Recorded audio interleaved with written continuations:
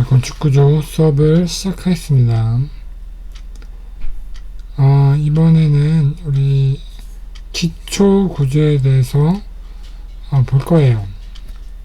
그래서 간략히 차례를 보면 기초 구조, 그러니까 기초 구조는 어떻게 구성되어 있는지 볼 거고요. 기초에는 여러 가지 종류가 있어요. 그래서 그 종류가 어떤 게 있는지 볼 거고요. 그 다음에 우리가 기초 공사를 하기 전에 먼저 집안 조사를 하죠. 그래서 잠깐만요. 집안의 종류에 따라서 기초가 결정이 돼요. 그래서 기초 구조 설계를 하죠. 그래서 구조 설계를 하기 전에 먼저 기초가 놓일 집안을 조사하게 됩니다. 그러면 어떤 거를 조사해야 되는지를 집안 조사에서 볼 거고요. 그 다음에 우리가 집안 조사를 했는데 우리가 놓을 수 있는 그 집안이 아닌 경우가 있어요. 그 집안이 우리가 예상한 기초 구조를 놓기에는 부적합하다 라고 했을 때 집안을 개량하는, 그러니까 연약한 집안을 단단한 집안을 바꾼다든지 이런 식으로 우리 집안을 기초가 놓을 수 있게 하는 공사를 집안 개량이라고 해요. 그 다음에 터파기는 기초는 보통 땅 밑에 이렇게 묻히게 되잖아요. 그래서 그 땅을 파서 기초를 심을 때 그런 땅을 파는, 기초가 들어갈 터를 파는 공사에 대해서 또 보게 될 것입니다.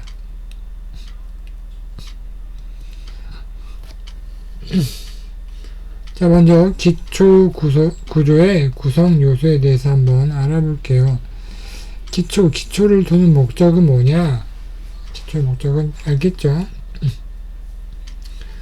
건물에 무게가 있어요. 무게가 있고, 건물 자체에 무게가 있고, 건물의 사용 용도에 따라서 그 건물에 실리는 하중이 달라질 수가 있어요. 그런데 그 건물에 가해지는 모든 하중과 무게를 이 집안에 고정시키는 그 연결체 역할을 하는 게 기초예요. 기초는 건물의 치마, 건물이 가라앉거나 한쪽으로 기울거나 어떤 충격에 의해서 변형하거나 진동이 발생하는 이런 것들을 기초에서 모두 다 흡수해줘야 돼요. 흡수해서 건물을 사용하는데 또 건물의 안전에 문제가 없도록 하는 것이 기초의 목적이라고 할 수 있겠죠. 기초의 목적 또는 기초의 역할이라고 할 수 있겠습니다. 그래서 우리가 기초 형식이 여러 가지가 있어요. 기초 구조가 여러 가지가 있는데 그것 중에 하나를 선택해서 결정을 하게 됩니다. 건물 구조 설계를 있어서 그럼 어떤 형식으로 결정할 것이냐 라는 기준이 되는 게 일단 앞에서 말했듯이 건물의 하중 또는 중량, 기초가 하는 역할이 건물의 하중이랑 중량을 지지하는 게 기초의 역할이었잖아요. 그래서 그게 하나의 기준이 되고 또 하나는 집안의 지지 능력, 그러니까 집안이 연약 집안일 수도 있고 그 다음에 단단한 안반 지지층일 수도 있고 이게 여러 가지 집안 형태가 달라요. 또 집안의 깊이에 따라서 그 지지 능력이 달라질 수가 있거든요. 그래서 그 지지 능력에 따라서 우리 기초의 형식을 결정하게 됩니다.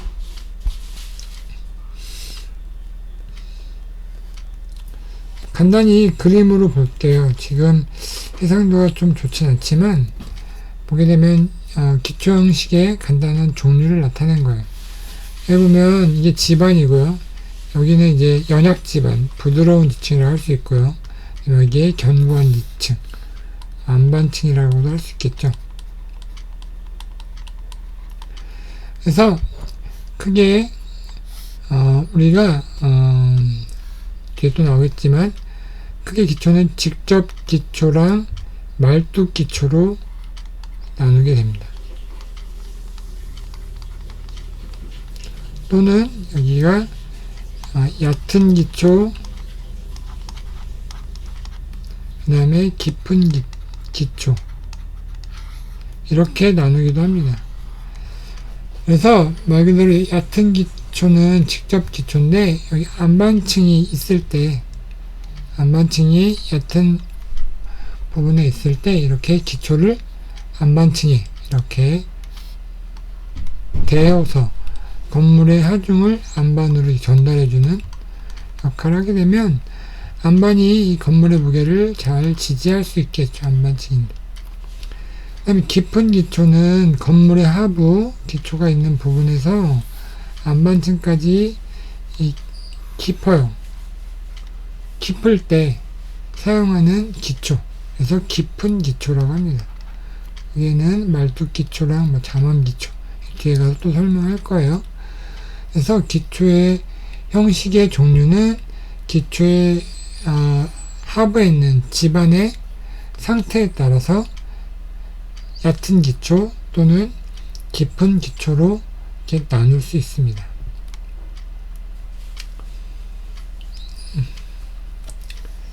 자, 기초에 대해서 한번 용어를 정리를 해볼게요. 기초는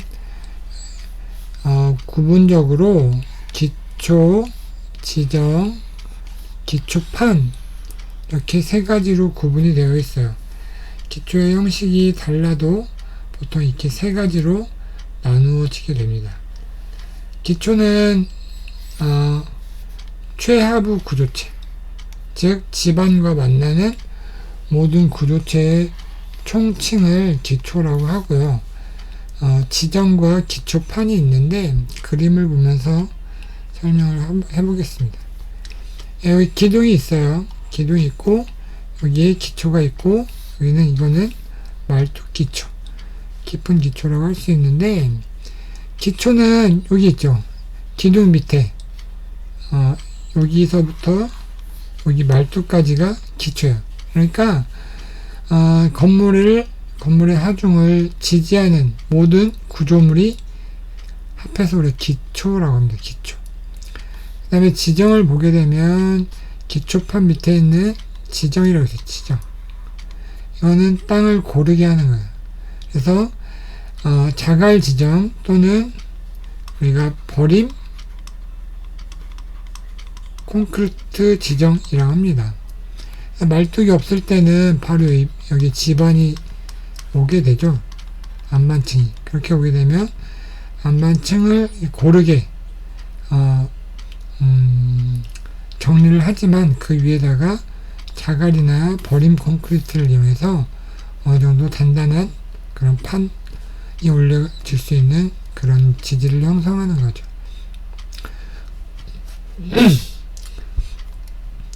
그 다음에 기초판은 바닥 슬래브, 기초 슬래브, 기초보, 밑창 콘크리트 지정 이런 것들을 합해서 기초판이라고 해요. 이 경우에 따라서 기초보가 없는 경우도 있고 밑창 콘크리트 지정이 없는 경우도 있어요. 그래서 지정 위에 올려져 있는 그런 구조물을 우리가 기초판이라고 합니다.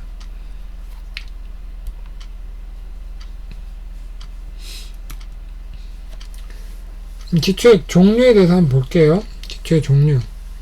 기초는 어떻게 분리되냐? 기준이 있어요.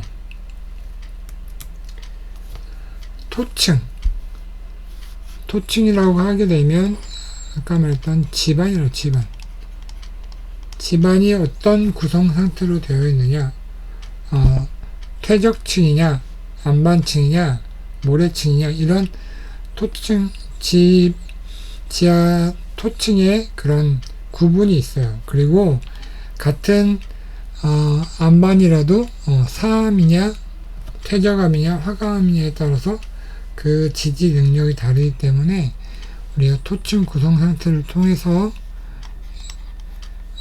지지 능력을 판단하는 거예요.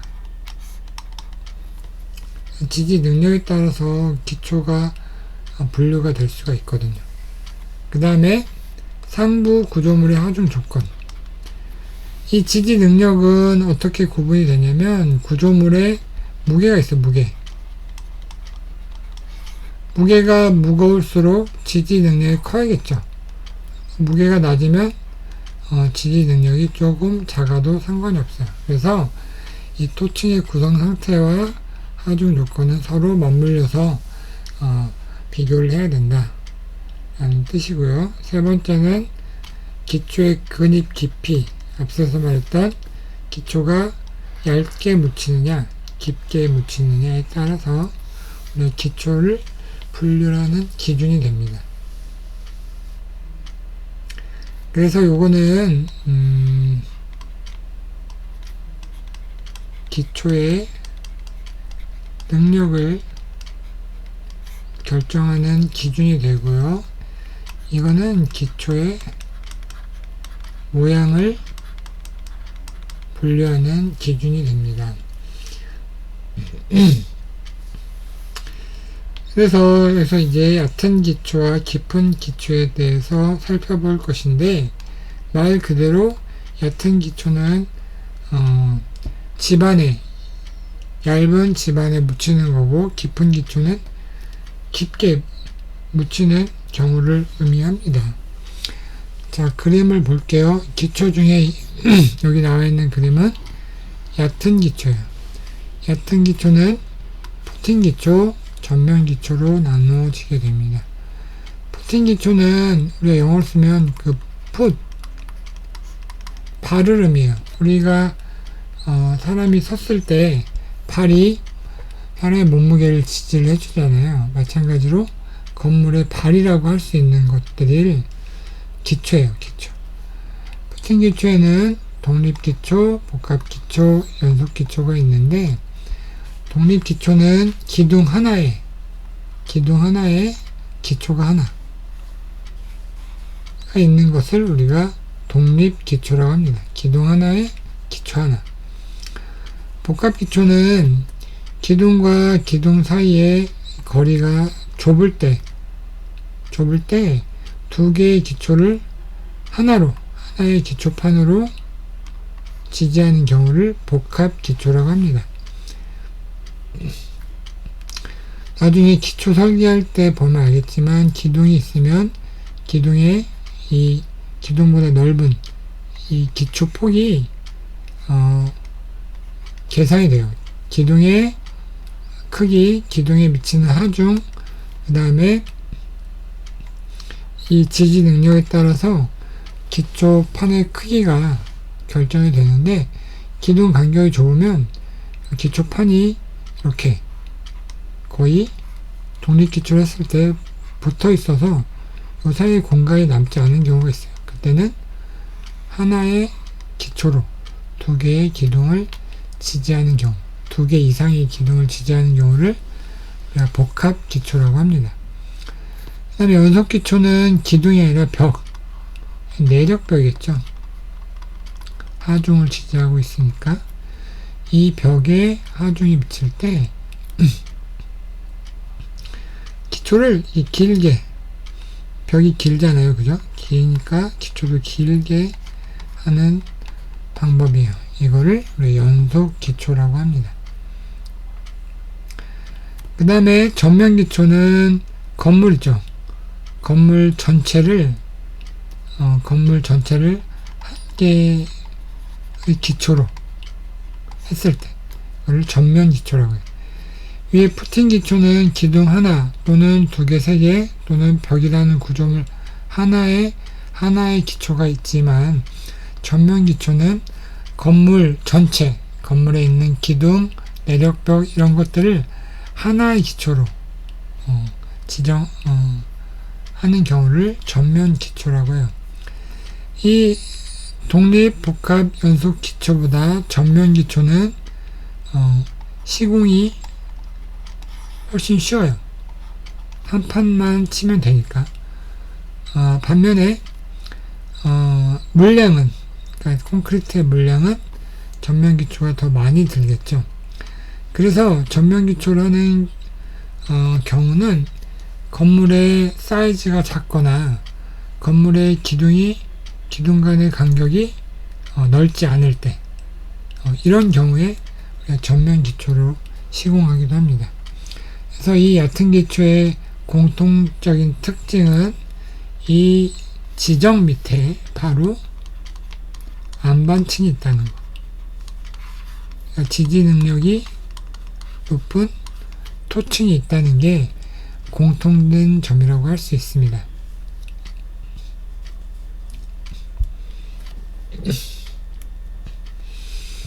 그 다음에 깊은 기초를 볼게요. 깊은 기초는 우리가 다른 말로 말뚝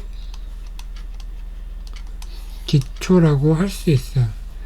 기초판이 있죠. 기초판 밑에 이렇게 말뚝, 이게 말뚝이거든요. 이 말뚝을 박아서 지지하는 경우를 우리가 말뚝 기초 또는 깊은 기초라고 해요. 기초가 있는데 기초 밑에 우리가 연약층이 있어요. 연약층이 있다는 거는 이 지지 능력이 지지 내력이 떨어진다고 할 수가 있어요. 건물의 무게가 가벼우면 상관없지만 건물의 무게가 이 연약층의 지지 능력으로 버티지 못할 경우에는 밑에 단단한 지반을 찾아갑니다. 그러면 우리가 단단한 지반까지 이렇게 기초를 이렇게 되면 되겠지만 그러면 기초의 두께가 굉장히 커져요. 시공하기도 어렵고 그래서 여기다가 우리가 말뚝을 박습니다. 말뚝을 박아서 여기 단단한 지반의 끝을 연결하죠. 그러면 이 건물의 하중이 기초를 통해서 말뚝을 통해서 이렇게 지반에 분포가 돼서 지지하게 되는 것이죠. 이거를 우리가 선단 지지 말뚝 또는 지지 말뚝이라고 해요. 이 선단 말뚝의 끝이 단단한 지반에 연결되어 있어서 지지 말뚝이라고 하고요. 그 다음에 연약층이 굉장히 깊은 경우가 있어요. 굉장히 깊은데 우리가 말뚝을 이렇게 넣을 때 말뚝이 이렇게 일직선으로 시공이 되어야 돼요. 일직선으로. 그런데 이 연약층이 깊게 되면 말뚝이 이제 길어지게 되겠죠. 지지 말뚝을 하려면 말뚝이 길어지게 되면 이 말뚝이 이렇게 수직으로 시공되기가 상당히 어려워요. 그리고 말뚝이라는 게 뭐 여러 가지 재료가 있겠지만 말뚝이 이렇게 들어가다가 끊어지는 경우도 발생하게 되고요. 그래서 이때는 어떤 말뚝을 쓰느냐? 마찰 말뚝. 말뚝에 이렇게 우리 이형 철근처럼 이렇게 돌출부를 만들어요. 만든 다음에 연약층이지만 토층이지 않아요. 토층과 이 말뚝 사이에 마찰력이 발생하겠죠. 얘가 위에서 누르니까 여기서는 말뚝이 들어가려고 하고 연약층은 그걸 견디려고 하고 하니까 이 면에 마찰력이 생겨요. 그래서 이 마찰력으로 건물을 지지한다는 거죠. 이거를 마찰 말뚝이라고 해요. 그래서 똑같은 말뚝이라고 하더라도 지지 방법이 어떻게 되느냐에 따라서 선반 지지 말뚝, 마찰 말뚝 이렇게 두 개로 나누어지게 됩니다.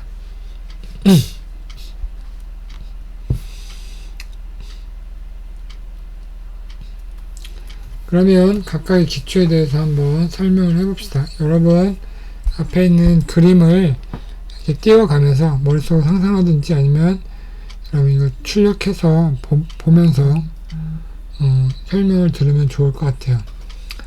얕은 기초는 하부 지층, 그러니까 건물 기초 바로 아래가 견고한 경우, 안반층이거나 아니면 암석층 이렇게 단단한 경우를 놓는 이용하는 기초를 얕은 기초라고 하는데 그 중에 첫 번째 푸팅 기초를 보세요.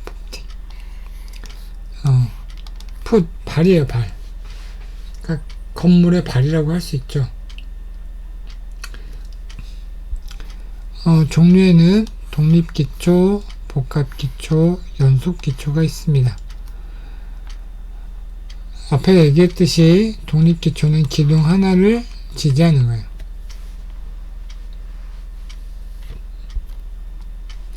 기둥의 간격이 이렇게 기둥이 있으면 간격이 넓으면 기둥마다 하중을 전달하죠. 이거를 기초에 이렇게 하나씩 전달하는 거죠. 앞서 말했듯이 이 기둥에서 가해지는 무게에 따라서 이 기초판의 폭이 결정이 돼요. 그래서 기둥이 간격이 넓으면 폭을 결정했을 때 그 간격도 넓어지기 때문에 각각 하나의 기초를 선택하게 되는 거죠. 그거를 독립기초. 그 다음에 복합기초는 기둥의 간격이 좁아요. 좁을 때 이 폭이 겹치는 경우가 있어요. 이렇게. 그러면 따로따로 하지 않고 하나의 기초로 두 개의 기둥을 지지를 하게 되는 거죠. 또 하나는 이렇게 기둥이 있는데 여기가 대지 경계선이라서 기초를 바깥으로 못 내고 이렇게밖에 못할 경우도 있어요. 그렇게 되면 하중이 오게 되면 이 기둥이 기초가 한쪽에만 있으니까 얘가 이렇게 기둥이 넘어가게 돼요. 그래서 넘어가지 말라고 옆에 있는 근처의 기둥에 볼을 이렇게 연결하는 거죠. 이렇게. 기둥의 간격이 넓어도 이렇게 볼을 크게 해서 기초를 크게 해서 여기에 토션 넘어짐이 발생하지 않도록 하는 것도 복합기초를 하는 또 다른 이유예요. 그 다음에 연속기초는 벽체를 지지하는 게 일반적이에요. 이 벽체는 앞서 얘기했듯이 내력벽, 하중을 지지하는 벽체인 경우. 그 다음에 기둥이 있는데 연속기둥, 그 기둥의 간격이 좁은 채 이렇게 10주가 되어 있으면 하나하나를 하지 않고 이렇게 기초를 하는 게 연속기초. 그러니까 복합기초에 보다 기둥이 많을 때, 기초가 길어질 때를 연속기초라고 합니다. 복합기초도 하나의 연속기초라고도 할 수 있습니다. 연속기초도 다른 말로 하나의 복합기초라고도 할 수 있고, 근데 우리 보통 일반적으로 연속기초라고 말한다는 것은 벽체 하부에 기초가 있을 경우를 의미하게 됩니다.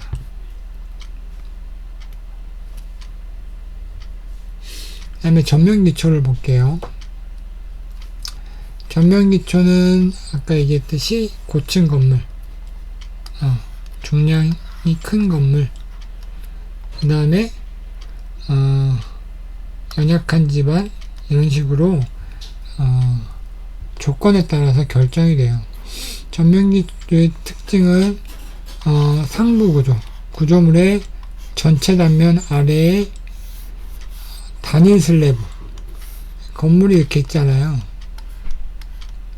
건물이 이렇게 있으면 건물 전체 밑에 이렇게 기초를 말을 한다는 거죠. 당연히 밑에는 안반층이 있어야겠죠.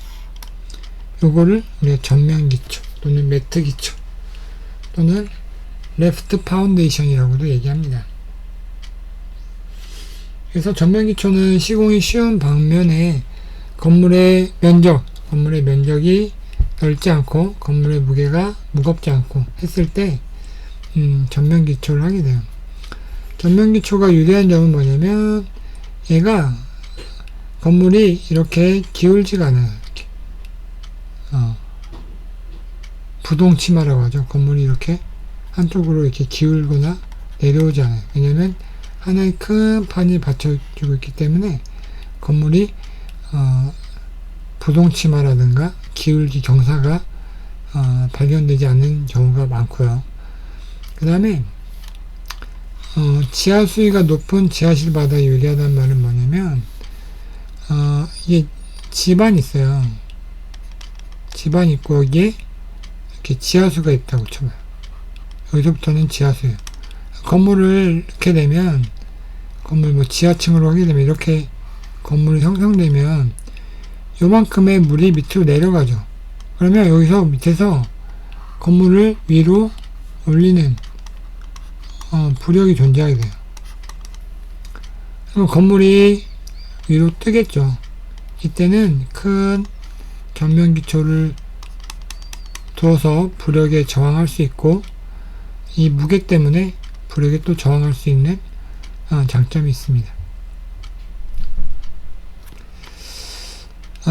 그 다음에 이거는 3번은 건축 기준에 있는 거예요.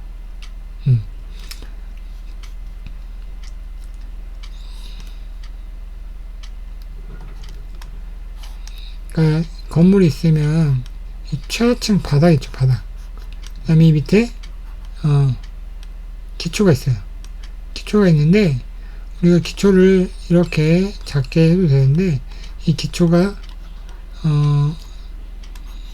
전면 기초가 아니라 단일 기초로 독립 기초를 했을 때 이 기초의 면적이 있을 거 아니에요. 이 기초의 면적이 이 바닥 면적의 3분의 2 이상을 할 때, 그러니까 면적을 보게 되면 위에서 보게 되면 이 기초 건물 바닥면이에요. 바닥면. 그 밑에다 기초를 설치해야 되는데 기초를 설치하고 보니까 독립 기초를 하다 보니까